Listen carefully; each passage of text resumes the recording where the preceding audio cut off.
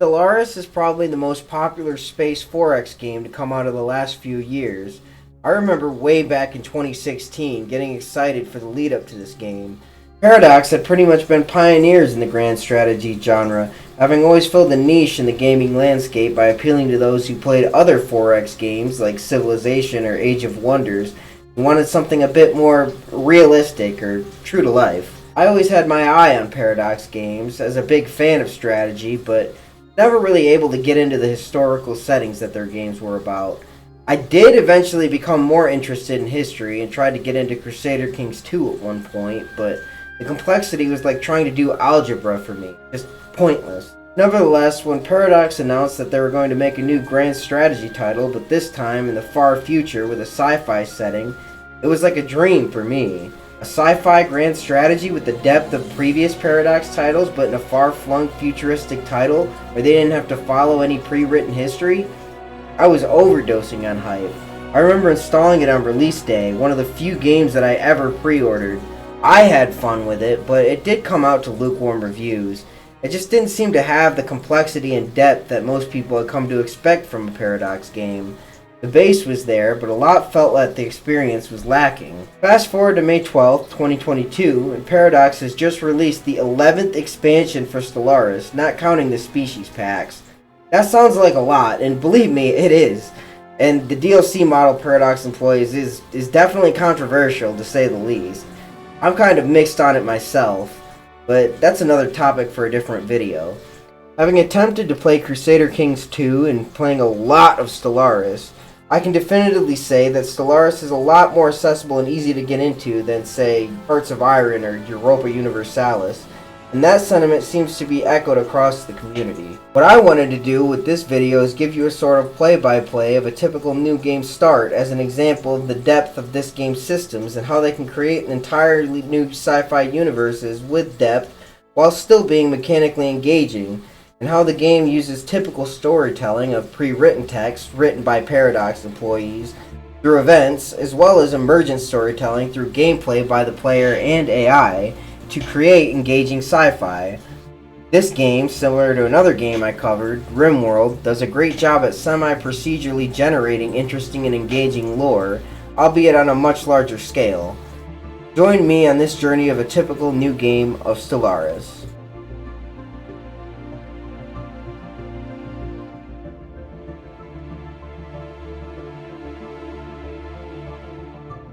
Our journey starts at the Empire Creator.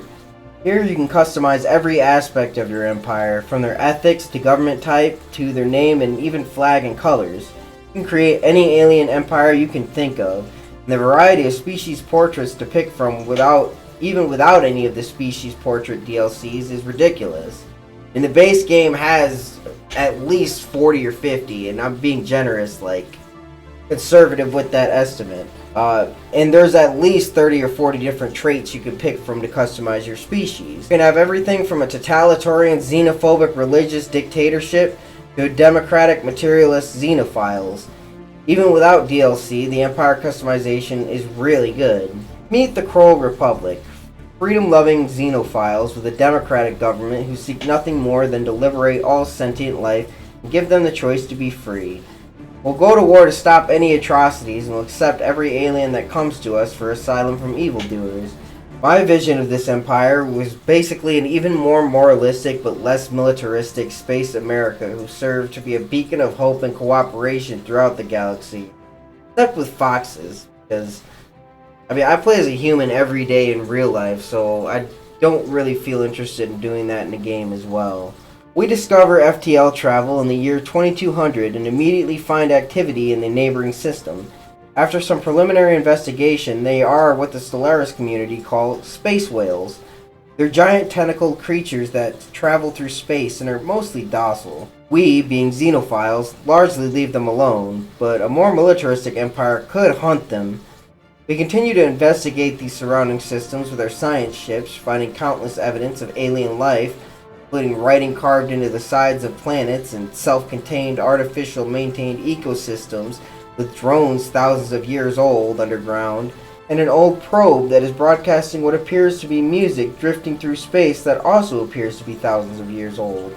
We even managed to find life on a star of all things, made completely of plasma. We find a strange form of bacteria that binds to organisms in special ways, and we decide to use it to improve the armor of our ships. These are all pre-written events, but many have branching paths that have different outcomes, and they add flavor, lore, and text to your empire with little required from the player. They do admittedly lose a bit of impact when you have over 1,000 hours like I do and you've seen all of them, but it still does add lore, and most of it is at least written well, and it's only one of the ingredients of homebrew lore that this game excels at. 8 years in, and we have found our first hint of civilization out in space. There are sentient primitives in a system not far from our borders. They appear to be in the medieval age, with various lords and ladies vying for power and land. This is the first form of sentient life we found, despite countless examples of things that intelligent life has left behind, like murals and abandoned amusement parks that we're continuing to find. The absence of the creators are a mystery, and conspiracy theorists on our home planet are buzzing. The years roll on, and we make an unsettling discovery. There's a massive creature feeding on a giant star, and a scientist who was unfortunate enough to find him, as well as his ship. Leviathans are space creatures added by the Leviathan DLC that are massive space creatures that will take a massive fleet to take out. We aren't going to have the fleet power to take that out for a while, so that system will remain unclaimed for quite some time.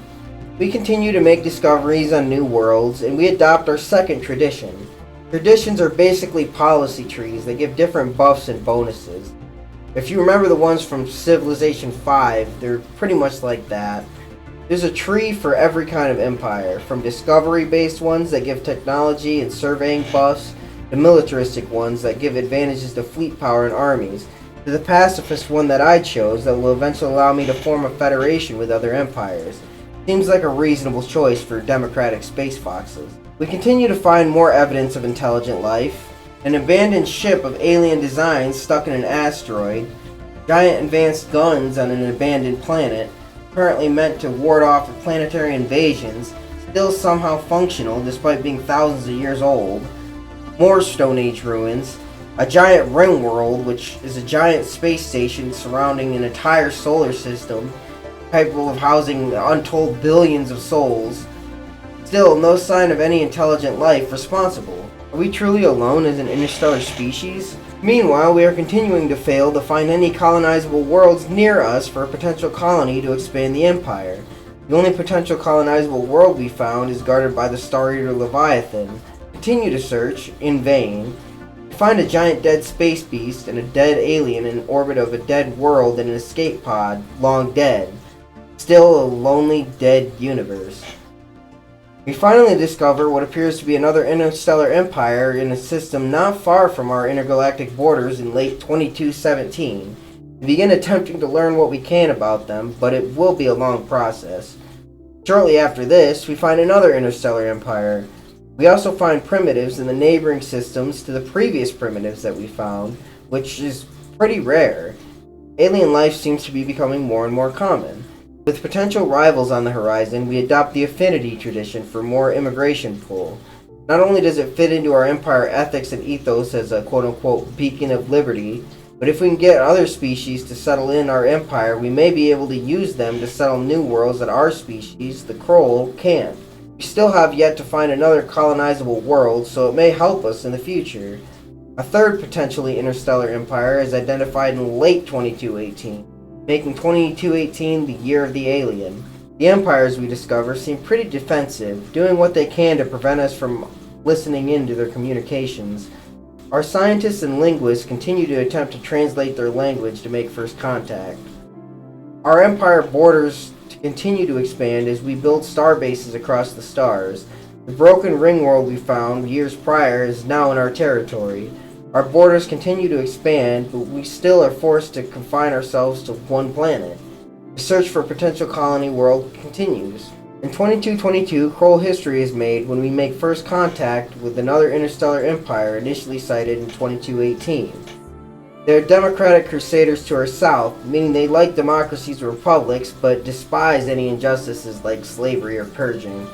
They're known as the Tribes of Camdur, fanatic egalitarian xenophiles, so our goals seem to align, though they are a bit more militaristic than we are. Relations are off to a great start. Within the same year, we established commercial pacts and research agreements with each other, and we learned that while their intergalactic territory, while similar in size to us, they have 4 colonized worlds compared to ours. The search for a new colony is fueled even further. With the medieval primitives from earlier finally in our borders as they continue to expand, we established our first observation post in 2224 with the initial mission of passively observing the populace. The ethics and ethos appear to line up with ours, making them uplifting candidates, but with them being medieval, it would be a significant effort.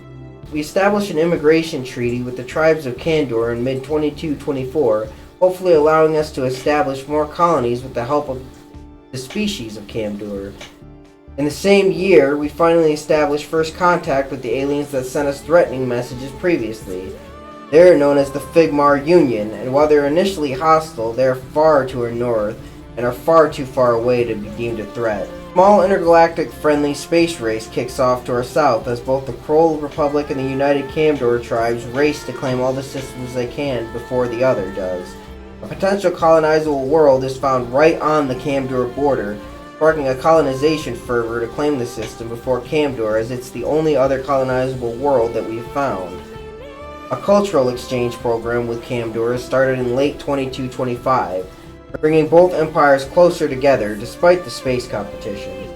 We continue to find more things, like a giant planet-sized egg containing God knows what, and an alien temple that causes strange hallucinogenic effects to all those who enter. A glowing light miles underneath a frozen ice planet. There are countless events to play through, some with branching paths, and they really do add a lot of flavor. The only complaint I have about them is that there can be a lot of them early and mid-game, and a lot of reading.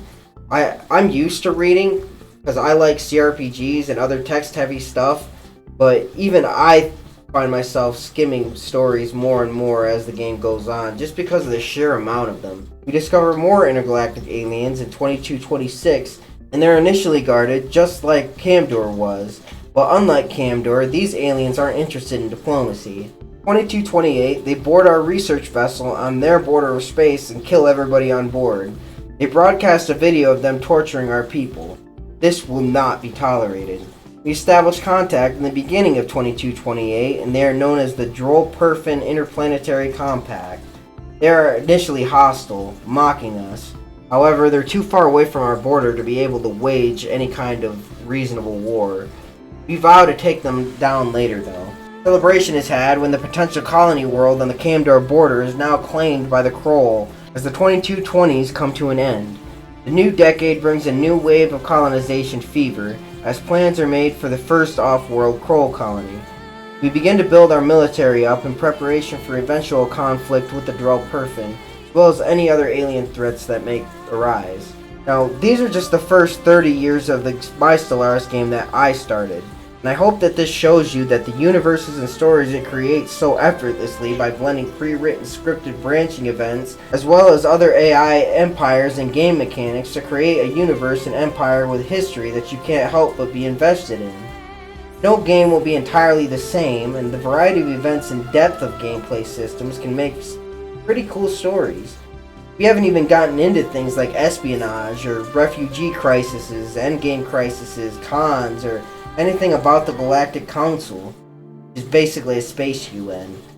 It may sound overwhelming, but the game does a good job at introducing mechanics to you slowly as the game progresses, so new players won't be overwhelmed. You definitely won't be dealing with all of this stuff immediately at the beginning of the game.